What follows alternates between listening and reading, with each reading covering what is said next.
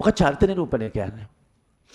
අහලා තිනවා මේ අපිට ඉස්සරහට වැදගත් වෙන නව කතාවේදීත් කෙටි කතාවේදීත් මේ දෙකේදීම වැදගත් වෙන වචනයක් තමයි චරිත නිරූපණය කියන වචනේ. මොකක් චරිත නිරූපණය කියන්නේ? දැන් චරිතයක් අරගෙන නිරූපණය කරනවා. තොර චරිතයක් අරගෙන අපි නිරූපණය කරනවා. මොකද නිරූපණය කරනවා කියන්නේ? දුගේ නම මොකක්ද පුතේ?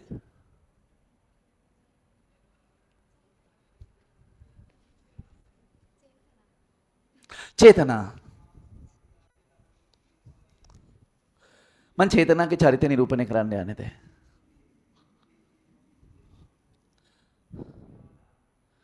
චේතනා කියන ගෑ ළමයා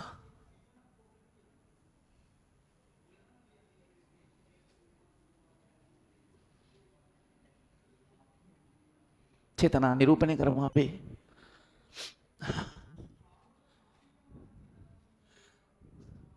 චේතනාගේ විස්තර අපි දැනගත්තොත් චේතනා ගෙවල් කොහෙද පුතේ? කියන්න. ඉබ්බගම චේතනා. චේතනාලගේ ගෙදර තව සහෝදරයෝ කී දෙනෙක් ඉන්නවද? දෙන්නෙක් ඉන්නවා. චේතනාලේ තාත්තා කරන රස්සාව, අම්මා කරන රස්සාව මොනවද කරන්නේ? චේතනා කන්න කැමති මොනවා පුතේවා? එයාගෙන් අහන්න එපා, ඔයාගෙන් අහන්න එපා. චේතනා කන්න ආස මොනවා පුතේ? කියන්න. අයිස්ක්‍රීම් කන්න ආසයි චේතනා. වැස්සේ පවා අයිස්ක්‍රීම් කනවා යා. චේතනා ට්‍රිප් එකක් එහෙම යනවා නම් යන්න ආස කොහෙද? නුවරඑළිය යන්න ආසයි චේතනා. එතකොට චේතනා කැමතිම නාලුවා කවුද?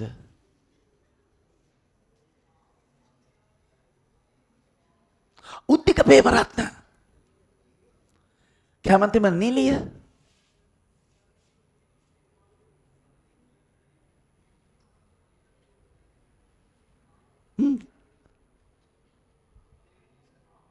යශෝදා විමල රත්න මට සිරි. දැන් වයසයිනේ. හරි. එතකොට කැමතිම ගායකයා කවුද?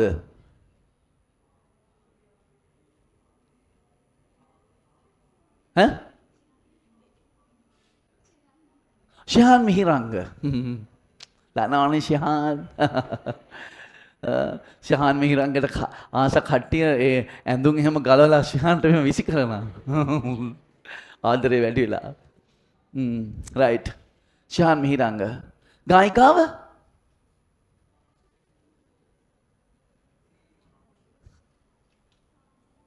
කාංචනා. අනුරාධි. රයිට්. හොඳයි. එතකොට තව මොනවද යකින් තව දැනගන්න ඕනේ ඔයගොල්ලන්ට? චේතනාව තේරුම් අරගන්න හදන්නේ අපි. චේතනාගේ චරිතය නිරූපණය කරන්න චේතනා ගැන විස්තර.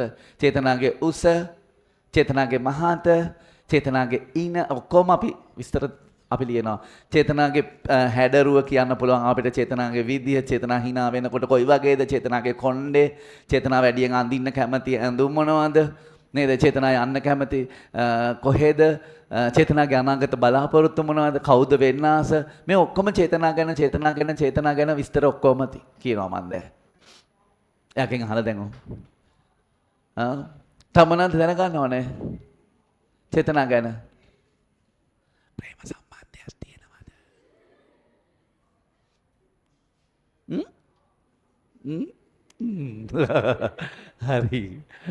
හරි. දැන් මේ බලන්නකෝ චේතනා ගැන ගොඩාක් දේවල් අපි මොහොම අහගෙන ගියාට පුතේ දැන් චේතනාගේ චරිතය නිරූපණයද වෙලාද? යම් කිසි චරිතයක් අරගෙන එයාගේ විස්තර ඔක්කොම ටික අපි කියාගෙන යනවා. කොණ්ඩේ දිගද, මහතද, පළලද, උසද, කන්න කැමති මොනවද, යන්න කැමති දිහා කොහෙද? ඔක්කොම අපි විස්තර එයාගේ සම්පූර්ණ බයෝඩේටා එක සම්පූර්ණයෙන්ම එයාගේ විස්තර ටික අපි ලියනවා. දැන් චරිත නිරූපණය වෙලාද? දැන් චේතනාගේ චරිතය නිරූපණය වුණාද කියන්නකෝ. දැන් චේතනාගේ ළඟම ඉන්න යාළුවගේ මම අහනවා තවදුරටත් චේතනාව නිරූපණය කරගන්න ඕන නිසා මේ චේතනා ගැන ඔයා මොනවද හිතන්නේ? අනිවාර්යෙන් යාළුවාද කියනෝනේ මූණිච්චවට හොඳයි කියලා. මාර හොඳ යාළුවෙක් චේතනා. චේතනා වගේ යාළුවෙක් මට හම්බෙලා නැහැ. මම කවදාවත් චේතනාව අතාරින්නේ නැහැ. මං අහනවා චේතනාව මොනවටද හොඳ කියලා.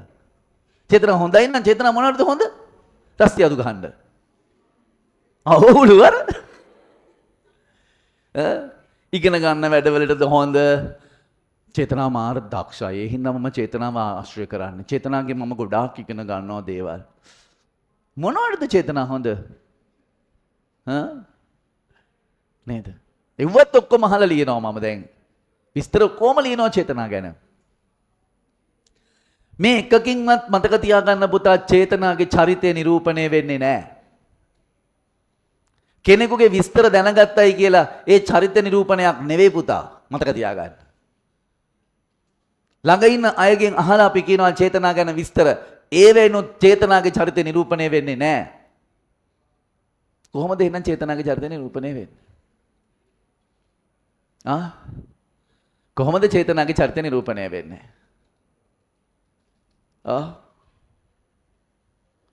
පුතේ කෙනෙකුගේ චරිත නිරූපණය වෙන්න හොඳට අහගන්න මං කියන එක නවකතා කරුවා කරන්නේත් ඔක්කොම කරන්නේ මෙන්න මේ වැඩේ. කෙනෙකුගේ චරිත නිරූපණය වෙන්න කරන්න තියෙන දේ තමයි පුතා අන්න ඒ චරිතයේ ඉස්සරහා ඒ චරිතයේ විසින් මුහුණ දී යුතු ප්‍රශ්න යම්කිසි ප්‍රශ්නයක් චේතනා විසින් මුහුණ දී යුතු ප්‍රශ්න තියෙනවනේ එක එක ප්‍රශ්න තියෙනවා ළමයි. ජීවිතේ මිනිස්සුන්ට ප්‍රශ්න එනවානේ එක එක. ප්‍රශ්න කියලා කියන්නේ මොනවා හරි සිද්ධි. ගැටලු මොනවා හරි එනවානේ අර්බුද, අභියෝග. නේ? කෙනෙක්ගේ චරිතය නිරූපණය වෙන්නේ හොඳට මතක තියාගන්න පුතා. අහනදුව කෙනෙක්ගේ චරිත නිරූපණය මම මේ කියන එක අපේ පෞද්ගලික ජීවිතවලටත් වැදගත් ඈ. නිකන් කෙනෙක් දැක්ක පළියට එයාගේ ලස්සන තිබුණාට එයා ගැන එක එක්කෙනා කියන දේවල් වලින් ඒ චරිත නිරූපණය වෙන්නේ නැහැ. ඒ චරිත නිරූපණය වෙන්නේ එයා දේවල් වලට මූණ දෙන විදිහ එක්ක. නේද? අනිත් අය කිව්වට විශ්වාස කරන්න එපා ඔයා. ළඟ ඉන්න යාළුවා ගැන කිව්වට මෙයා හොඳයි කිව්වට වැඩක් නැහැ. හොඳද නරකද කියලා තීරණය වෙන්නේ එයා හැසිරෙන විදිහත් එක්කනේ. හැසිරෙනවා කියන්නේ මොකද්ද? හැසිරෙනවා කියලා කියන්නේ මේ පන්තියට එනවා යනවා ඒක නෙමෙයි. එහෙනම් දෙයකදී සිද්ධියකදී අන්න හොඳම යාළුවට හොඳටම අසනීප වෙලා. චේතනා කොහොමද හැසිරෙන්නේ දැන්? අනේ ඔකිට හොඳ වැඩේ වුණාට. නේද? කොහොමද හැසිරෙන්නේ යා? ඒවා තමයි වැදගත්. දැන් පිරිමි ළමයෙක් නම් ගෑනු ළමයෙක් ගැන ප්‍රේම සම්බන්ධයක් ප්‍රේමයක් ඇති වෙනවා ආදරයක් ඇති වෙනවා. මොකද කරන්නේ? මොකද කරන්නේ ගෑනු ළමයෙක් ගැන ආදරයක් ඇති වුණොත් එයා? කොල්ල ලැජ්ජා වෙනවා මම බලන්න රතු වෙනවා. නේද? ආදරණීය හැඟීමක් කවුරු හරි ගැන ඇති වෙලා මොකද කරන්නේ? පිරිමි ළමයන් ඉතින් හිතන්නේ ඉතින් ඔයගොල්ලෝ කොහොමද හැසිරෙන්නේ කියලා. ආදර හැඟීමක් ඇතුණාම කෙලින්ම ගිහිල්ලා අහනවා. නංගි මොකද කියන්නේ මං ඔයාට ආදරෙයි. ඇස් දෙක දිහා බලාගෙන කෙලින් පුරුෂ ධෛර්යය දාලා කෙලින්ම කියනවා. නංගි මොකද කියන්නේ මං ඔයාට ආදරෙයි. මගේ හෘදයේ 50%ක් ඔයාට ආදරේ. ඔයාගේ 50 තිබ්බොත් 100යි love.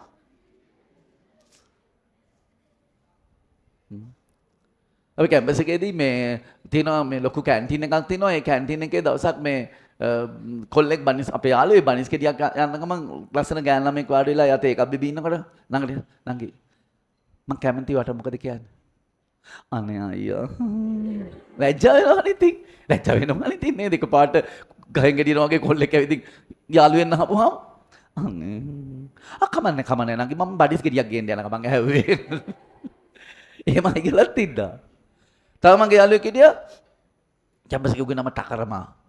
මේ කෙල්ලෙකුට ආදරය කළා. ඒ කෙල්ලගේ කාඩ් එක නුවර පැත්තේ කෙල්ලක් දෝන කතිරිනම් කාඩ් එක. දෝන කතිරිනාට පට්ටලා ලස්සන කෑල්ලා මේකේ ගෑනලා. ඉතින් මම කියනවා මේ අපි කියනවා ඉතින් අහපන් ඉතින් දැන් ඔබට කැමති වගේ අර බුදියා බැලුවත් එක්කලා ඉතින් අහපන්. අහනවා තියා මුට ඒ කෙල්ල දැක්කහම කෙල්ලගේ යාළුවා දැක්කහම මුගේ කන් දෙක රතු වෙනවා. ඵලයන් ගිහින් අහපන් දැන් ඔබට හා කියන්න බලන් ඉන්නේ ඵල. අනේ බෑපන් ඔබ ගිහින් අහපන්. මම ගිහින් ආවා දවසක්. මොනේ දොන කතින්නා ටකරමා ඔයාට ආදරේ. ඉතින් එයාට කියන්නකෝ ඇවිදින් අහන්න කියලා. ඔයා මොකටද අනුන්ගේ සීනි කිරන්නේ? බලකෙදියයි. මම ඉතින් මොකටද බැනුම් අහන්නේ? මොකෝ මේ අහපන් ගිහිල්ලා උඹට කිව්වා අහන්න කියලා. හා කියන්න බලාගෙන ඉන්නේ කියලා. මූ යන්නේ. මූ අර කෙල්ල දැක්කම අර පූසංගයමයි අර නැට්ට බූල් වෙන්නේ අර දැකලා නේද? පූසාර බය වෙච්චාම එම සමහර පූසියෝ එහෙම දැක්කම පූසගේ නැට්ට මෙහෙම බූල් වෙනවා නේද? අර නිකම් පිම්බෙන්නේ අර අන්න මුගෙත් ඒව මුගේ නැට්ට පිම්බෙනවා මස්ලන්නේ. මෙහෙම රතු වෙලා පිපිරෙන්න වගේ. ඉතින් මම දවසක් කිව්වා මේ අන්න මේ දොන කතින්න ඉන්නවා මේ ලයිබ්‍රරි එකේ මම උට කිව්වා ඔබ ඵලයන් ගිහිල්ලා ඒකේ තනියම ඉන්නේ ගිහින් එතනින් වාඩි වෙයන් එහා පැත්තේ පුටුවෙන් වාඩි වෙලා එකගේ මුණ දිහා බලලා ඔබ කියපන් මං ආදරේ කියලා. කමක් නැද්ද මට පුළුවන් වෙයිද? මම ඵල ගිහින් අහා. පස්සේ මූ ගියා හරිද? ගිහිල්ලා ඉවරලා ඇද්දා පුටුව ඇද්දලා වාඩි වුණා. මේ වාඩි වෙලා දැන් මම බලාගෙන ඉන්නවා මම පැත්තකටලා මම බලා ඉන්නවා අර පොත් අස්සේ රාක්කයක් අස්සේ මම බලාගෙන ඉන්නවා මම වාඩි වුණා කියලා මොකද්ද වෙන්නේ කියලා ඊට පස්සේ මම අර මේ වෙඩිකාපුරා වගේ ඒ විදිහට මුගේ මූණ දැක්කොත් නම් ඒක කැමති වෙනවා තියාවේ ඒක මුට දැන් දරා ගන්න බෑ මෙහෙම කළා වොච් එක අර මෙහෙම ගලවන වොච් එකක් තිබුණේ මෙහෙම තිබ්බය ගලවලා දැන් ආයි බලනවා අර කෙල්ල දිහා. මට පේනවා මුගේ මූණ නිකන් වෙඩිකා පූරා වගේ. මුගේ මූණ දැක්කොත් එහෙම කැමති වෙන්නේ නැහැ පොඩ්ඩක්වත්. ඊට පස්සේ මෙම කලින් ෂර්ට් එකේ බටන් එකකුත් ගැලෙව්වා මම. මොකද්ද මේ කරන්න හදන්නේ කියලා. ඊට පස්සේ බලාගෙන හිටියා ඒ කෙල්ල දිහා. ඒ කෙල්ල පාඩු වෙන්නේ නේද? පාඩක් කරනවා. බලන්නදලා.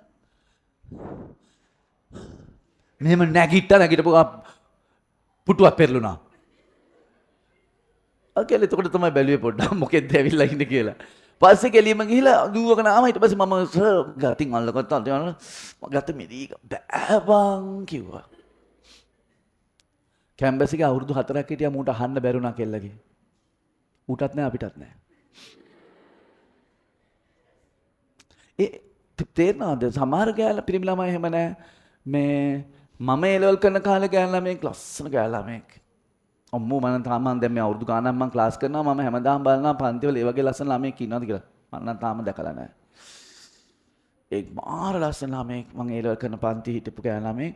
පස්සේ මම එයාට ආදරෙයි මම එයාට මේ එයා හරි අමුතු ගමනක් තියෙන මට ඕන දැන් මැවිලා පේනවා මෙහෙම කියද්දිත් මේ අමුතු දුඹුරු පාට වගේ කොණ්ඩයක් තියෙන්නේ ඇස් දෙකක් තුඹුරු පාටයි නිකන් වෙස්ටර්න් ලුක් එකක් තියෙන්නේ ලස්සනයි එයා.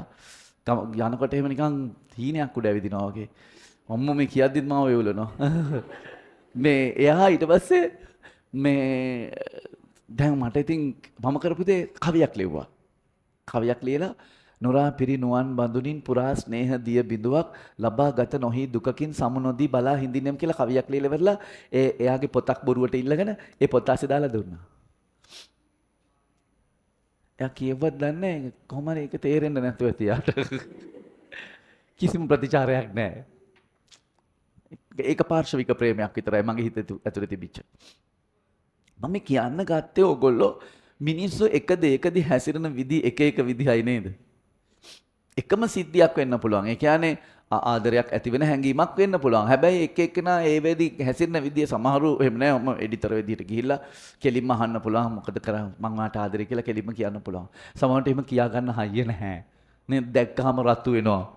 අන්න ඒ වගේ. ඒ කියන්නේ අන්න පුතා එක එක සිද්ධිවල අපේ ජීවිතවලදී මූණ දෙන්න දැන් චේතනාවට මූණ දෙන්න සිද්ධ වෙන එක එක සිද්ධි. අයියා කෙනෙක් පස්සෙන් ඇවිදින් අහනවා හැමදාම. චේතනා මොකද කරන්නේ? කෙලිම අයියා අහපු ගාම ගත්ත සෙරෙප්පෝ අරගෙන ජව පළවනචරය යන්න කියලා. හරි. තේනද? එතකොට මේ බලන්න සිද්ධිවලදී එය හැසිරෙන විදිහ තමයි නවකතා කරුවා ලියන්නේ. එක සිද්ධියකදී හැසිරෙන විදිහ. ඒ අනුවනේ අපි තීරණය කරන්නේ. නේ? හැසිරෙන විදිය දැන් හිතන්නකෝ දැන් කවුරු හරි ඇවිදින් කියනවා හදිසියෙම අපේ අම්මා නැති වුණා කියලා කියන්නකෝ. ඔයාගේ අම්මා නැති වෙලා කියලා පණිඩියක් එනවා මට දැන්. මම උගන්න ඉන්නේ. මම කියනවා ඇත්තද කොහොමත් යන්නේ නැති වෙන තමයි හිටියේ මේ. මම පන්ති ඉවර කළා තව හවස ගමනක් වගේක් යන්නත් තියෙනවා. ඊළඟ මම හැන්දෑ වෙලා එන්නම් ඔය පැත්තට. ඕගොල්ලෝ කල්පනා කරයි මොකෙද්ද යකෝ මූ කියලා. නේ? එහෙම නැත්නම් එකපාරට අම්මා නැති වුණා කියලා ආරංචි වෙච්ච එකම දඩා ගාලා පෙතර වැටෙනවා. මාව උස්සගෙන යනවා ඉස්පිරිතාලෙට. දත කැඩිලා ඔක්කොම. ආපහු ඉස්පිරිතාලෙදිත් ඉන්නකොට එකපාරට සීයනවා ආපහු අම්මා කියලා මැරුණා කියලා ආයෙත් සීනත වෙනවා. නැත්තම් ආරංචි වුණා. ළමයි මට කරදරයක් වෙලා මේ අපි ඊළඟ දවසක කරමු සෙමිනාර් එක මං යනවා කියලා ටක් ගාලා යනවා මම. ගිහිල්ලා ඉතින් එතන කරන්න තියෙන දේවල් ඔක්කොම බල නේ අම්මට අවසන් ගෞරව දැක්වීමට සුදුසු පරිදි කටයුතු ඔක්කොම ලස්සනට වැඩසටහන ලෑස්ති කරනවා මම. නැත්තම් අඬ අඬ ඉන්නේ. අපි හැසිරෙන විදිහ අනුව ළමයි අපේ චරිතය තේරුම් ගන්න පුළුවන් වෙන්නේ. තේනද? නවකතා කරුවා කරන්නේ එක එක සිද්ධිවලදී ඒ චරිතය හැසිරෙන ආකාරය ඉදිරිපත් කරනවා. තේනද? දැන් සිලිඳු බැද්දේකම නවකතාවේ නියුන් දරුවෝ දෙන්නෙක් හම්බුණා කියලා ආරංචි වෙනවා. නේද? ඩිංගි හාමිට එයාගේ බිරිඳට මොකද කරන්නේ? වැදුන්ගෙට රිංගලා අර ගෑනට ගහගෙන යනවා. පපුවට මේ හිසට ගහගෙන යනවා. තීමට පරට්ටිය වදනවද? තීමට පරට්ටිය වදනවද? දෑවැද්ද හම්බ කරන්නයි කන්න බොන්න දෙන්නයි මට පරට්ටිය වදනවද? කොමට පුතෙක්? කොමගේ තුවක්කු උස්සගෙන ගැලේන පුතෙක්? කොමගේ හේනෙලි කරව ගන්න පුතෙක්? නොදකින්ති. නේ? බයිනවා හොඳටම. ඇයි ගෑල් ළමයි දෙන්නේ කම්බ වෙලා? තේනාද? සමහර තවත් චරිත එහෙම නෑ. මම නවකතාවක් කිව්වා විෂ්ණු වාසු කියන නවකතාකරුවාගේ නවකතාවක් ලිව්වා. ඒ නවකතාවේ නම සාරි අඳින පිරිමි. සාරි අඳින පිරිමි. ඒ නවකතාවේ තාත්තා එයාට ඉන්නවා පිරිමි ළමයි දෙන්නෙක්. මේ පුතාලා දෙන්නෙක් ඉන්නවා. ඒගොල්ලෝ බලාපොරොත්තු වෙන්නේ දෙමළ පවුලක් මේ ප්‍රභු සමාජයේ ජාපනයේ. පුතෙක් දුවෙක් බලාපොරොත්තු වෙනවා. දුවෙක් බලාපොරොත්තු වුණාට දුවෙක් හම්බෙන්නේ ආයෙත් පුතෙක් හම්බෙනවා. බලන්නවත් නැහැ. අරගේ අනිත් පැත්ත අර සිලිඳුගේ අනිත් පැත්ත. පුතෙක් බලාපොරොත්තු මේ දුවෙක් බලාපොරොත්තු වෙලා හිටියේ දුවෙක් බලාපොරොත්තු වුණාට පුතෙක් හම්බ වෙන්නේ. දැන් මල ඒ තාත්තට ඉතින් මොනවා කරන්නද නේද? අම්මට ඉතින් මුකුත් කරන්න බෑනේ. අම්මට නොබලා ඉන්න බෑනේ. තමන්ගේ දරුවානේ. අම්මා මොකද කරන්නේ? පුතෙක්නේ බලාපොරොත්තු වෙලා හිටියේ. දුවෙක්නේ බලාපොරොත්තු වෙලා හිටියේ. පුතෙක්නේ හම්බ වුණේ. හම්බ වෙච්ච පුතාට දුවෙකුට වගේ සලකනවා. ගවුම් අන්දනවා. කොණ්ඩේ වවනවා. මූණ පාට කරනවා. කෙල්ලෙකුට වගේ සලකනවා. ලොකු නාට පස්සේ එයා කෙල්ලෙක් වෙනවා. ලිංගෙ මාරු වෙන්නේ නැහැ.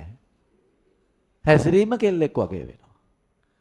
ඒතර යාගේ ආශාවල් ඇති වෙන්නේ පිරිමි අයට. පටල ගන්න නැතුව හිතන්න මං කියනේම. ඒ නව කතාවේ තියෙන එක. සාරිය අඳින පිරිමි කියන්නේ ඒකයි. අර චූටි කාලේ අම්මා යාට සලකන්නේ ගෑන් ළමයෙකුට වගේ නේ. ඒතර යාගේ සෙක්ෂුවැලිටි එක නැත්තම් ලිංගික හැඟීම් මාරු වෙනවා. ගෑනු ළමෙක් වගේ වෙනවා. අය අම්මා පුංචි කාලේ ඉඳලා ගෑනු ළමයෙකුට වගේ නේ සලකලා තියෙන්නේ. නේ? බලන්නකෝ ඔයා. හරි සංකීර්ණයි මේවා. දැන් ඔය සමහර ගෑනු ළමයි ඉන්නවා. ඒ ගෑනු ළමයි පුංචි කාලේ ඉඳලම සමහරට අයියලා හැම එක ඉන්න ගෑනු ළමයි ඉන්නවා. ඒගොල්ලෝ කලිසම් අඳින්නේ. කොණ්ඩේ කොටට කපනවා. පිරිමි ළමෙක් වගේ යන්නේ ගස් නගිනවා. කොල්ලෙක් වගේ හැසිරෙන්නේ.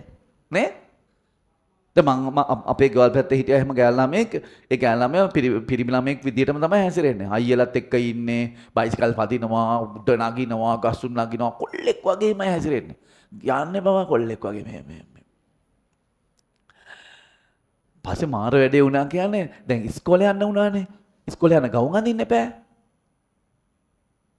මෙල්ම යන්න බෑ කියනවා ගවුම් ඇඳලා කල්පක් අඳලා යවන්නේ නම ගෑනු ළමයිගේ නමක් නේ. නේ අඩිටි කාඩ් එක මේ මොනවද මේ උපැන්න සාතිකේ තියෙන ගෑනු ළමයිගේ නමනේ. මේ ළමයට කල්සම් අඳලා එවන්න බෑනේ ඉස්කෝලේ. ගවුම් අඳින්න බෑ කියනවා. ගවුම් ඇලර්ජික් එකකට. කැමතිම නැහැ. කරාඹු දාන්නේ කොල්ලෙක් වගේ. දැන් ඔයගොල්ලන්ට එහෙම අත්දැකීම් ඇති සමහරට එහෙම ඇති ඉන්නව නේද මේ යාළුවෝ සමහර අය ඉන්නවා යාළුවෝ. ටොම් බොයිස්ලා කියන්නේ.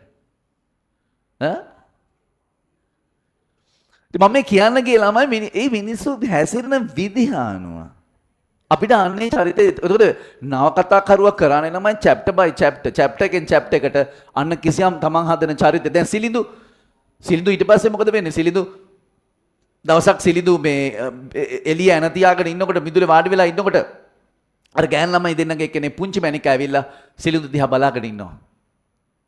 එතකොට අන්න සිලිඳු කතා කරන්න පටන් ගන්නවා. ගෙබි පැටිතියේ ඇයි උඹ වෙලා තරලා ආවේ? උඹට ඇති වෙන්න කෑම නැද්ද? කතා කරනවා. අන්න එතන ඉඳලා ළමයි අර ගෑනු ළමයි දෙන්නේ හම්බුණාට පස්සේ තමන්ගේ බිරිඳට ගහපු මේ මිනිස්සයා අවුරුදු 3කට පස්සේ හුරතල් කරනවා ළමයි දෙන්නව. ළමයි දෙන්නව එකගෙන කැලේට එකගෙන යනවා. කැලේ ගැන කියා දෙනවා. අන්න සිලිඳුගේ චරිතය අපි ටික ටික තේරුම් ගන්නවා. එක එක ප්‍රශ්න ඉස්සරහා සිලිඳු හැසිරෙන හැටි නේ? මෙන්න මේක තමයි චරිත නිරූපණය කියන්නේ. නැතුව චරිතය අරගෙන යාගේ උස මහත දිග පළල කිව්වා කියලා චරිත නිරූපණය වෙන්නේ නැහැ. ඕගොල්ලන්ගේ යාළුවන්ගේ චරිත උනත් නිරූපණය වෙන්නේ ඒගොල්ලන් හැසිරෙන විදිහ එක්ක. තේරෙනවද කියන එක? ඉතින් කෙටි කතාවක පුතේ ඕක කරන්න බෑ. ඇයි? කෙටි කතාව සීමිත එක සිද්ධියක් විතරයි. එක සිද්ධියකින් චරිතයක් තේරුම් ගන්න පුළුවන්ද? බෑ. එක සිද්ධියකින් පේන්නේ ඒ චරිතයේ එක පැත්තක් විතරයි.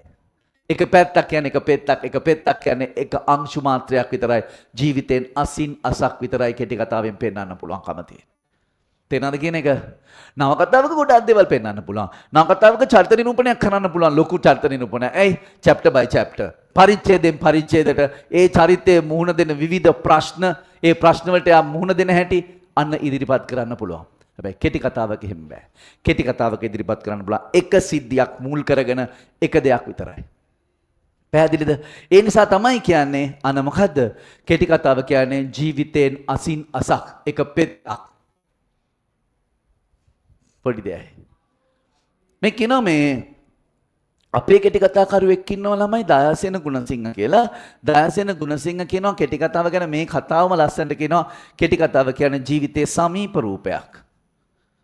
ජීවිතයේ සමීප රූපයක් කියලා කියනවා. මොකක්ද ඒ කියන්නේ? ක්ලෝස් අප් එකක්. සමීප රූපයක්.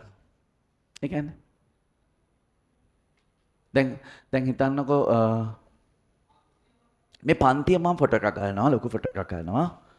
මුළු පන්තියම අහුවෙන ෆොටෝ එකක් ගන්නවා මම. මුළු පන්තියම කට්ටිය ළමයි. හරි සමහරු වැහිලා hina වෙන්න. Cheese right. ගත්තා. දැන් අරගෙන ළමයි බලපුවාම දැන් ඊළඟ දවසේ මම මේක අනේ මම මෙතන ඉන්නවා අයියෝ මේ මගේ අත විතරයි පේන්නේ. මේ රෝස පාට එකක් ඇඳලා ඉන්නේ මේ යහපැත්තේ මම කියලා පෙන්නන්න පුළුවන්. භාගයයි එක්ක මූණ වැහිලා අනිත් එක්කනගේ කොණ්ඩෙට වැහිලා ඔමෝ වෙලා නේ. හැබැයි පන්තියම ඉන්නවා. පන්තියම තියෙනවා. නෑ කියන්න බෑ. අර ලොකු බැච් ෆොටෝ ගන්න ළමයි. දැන් අපේ කැම්පස් එකේ බැච් ෆොටෝ එක ගත්තා. බැච් එකේ ඉන්නවා 300ක් විතර. හේන අමාරුයිට ගන්න. කට්ටියක් ඉස්සරහා වාඩි වෙලා. කට්ටියක් ඒක හිටගෙන. කට්ටියක් ඩේස් එකක් උඩට නැගලා. මං හිටියේ පිටිපස්ස මේ පැත්ත බලන්න බෑ මෙන්න යට. හේන උඩ නැගලා ඉන්නේ. අපේ කැම්පස් එකේ තියෙනවා අර ඩයිනින් හෝල් වල ලොකු මේස තියෙනවා. පෙරදෙනේ. ඉතින් ඒව ඔක්කොම එකට තියලා බැඳලා ඉවර වෙලා ඒව උඩ ඉඳගෙන තමයි ෆොටෝ එක ගන්න. ෆොටෝ එක ගත්තට පස්සේ මාව හොයාගන්න ඉන්න තැන හොයාගන්න මාර අමාරුයි. චූට්ටක්. ඒ වුණාට බැච් ෆොටෝ එකේ මමත් ඉන්නවනේ කියලා අපි ගන්නවා බැච් ෆොටෝ එක. ඒ ඔක්කොම ඉන්නවා. නමුත් මාව හොයාගන්න බෑ. එහෙම නෙවෙයි කෙටි කතාව කියන්නේ. කෙටි කතාව කියන්නේ ඔක්කොම පෙන්වන්නේ නැහැ. මුළු සමාජෙම පෙන්වන්නේ නැහැ. මුළු ජීවිතේම පෙන්වන්නේ නැහැ. සමීප කරලා පෙන්වනවා ක්ලෝස් අප් එකක්. දැන් මෙන්න මෙයාගේ මූණේ ක්ලෝස් අප් එකක් ගන්නවා. මෙයාගේ මූණ විතරයි. චේතනාගේ මූණ විතරයි ලං කරලා ෆොටෝ එකෙන් එකයි අනිත් අය කවුරුත් නැහැ. චේතනාගේ මූණ විතරයි. දැන් ඒකෙදි තියෙන විශේෂත්වය මොකද්ද? චේතනාගේ මූණ ලං කරලා ගත්තාම චේතනාගේ මූණේ ඩීටේල්ස් පේනවා. ඒ කියන්නේ චේතනාගේ මූණේ ඩීටේල්ස් පේනවා කියන්නේ චේතනාගේ මූණේ කුරුලෑ වලවල් තියෙනවා. චේතනාගේ hina වෙනවා. එතකොට hina වෙනකොට උදේ කාපු සම්බෝල කෑල්ලක් මෙතන තියෙනවා. මේ එතකොට පොඩි හොටු කෑල්ලක් මෙතන එල්ලෙන්න තියෙනවා. ඇහි මෙහෙම චූටි කබ චුට්ටක් තියෙනවා. ඒවා හොඳටම පේනවා මූණේ තව පොඩි පොඩි පිම්පල්ස් අරවා මේවා තියෙනවා. hina වෙනකොට වල අරවා මේවා ඔක්කොම පේනවා. ඒ ලං කරලා පෙන්නන්න. තේනද කියන එක? අන්න ක්ලෝස් අප් කියන්නේ ඒකයි. එතකොට කෙටි කතාව කියන්නේ මොකද්ද? ඔක්කොම එකපාර පෙන්නන්නේ නැහැ. එක දෙයක් ලං කරලා පෙන්නනවා. එතකොට ඒකේ ඩීටේල්ස් පේනවා අපිට. සිද්ධියක් අරගෙන ඒ සිද්ධිය ලං කරලා පෙන්නනවා. එක සිද්ධියක් ලං කරලා පෙන්නනවා. ලං කරලා පෙන්නනකොට අන්න ඔක්කොම පේනවා. දැන් තේරෙනවද කෙටි කතාව කියන්නේ මොකක්ද කියලා? කෙටි කතාව කියන්නේ අන්න හින්ද කියනවා ජීවිතේ සමීප රූපයක් ක්ලෝස් අප් එකක් කියලා කියනවා. ඒක හොඳට පේනවා ඒක. එකයි. ඔක්කොම පෙන්වන්න බෑ කෙටි කතාවට. නවකතාකාරයට පුළුවන් ඔක්කොම පෙන්වන්න. කෙටි කතාවට බෑ.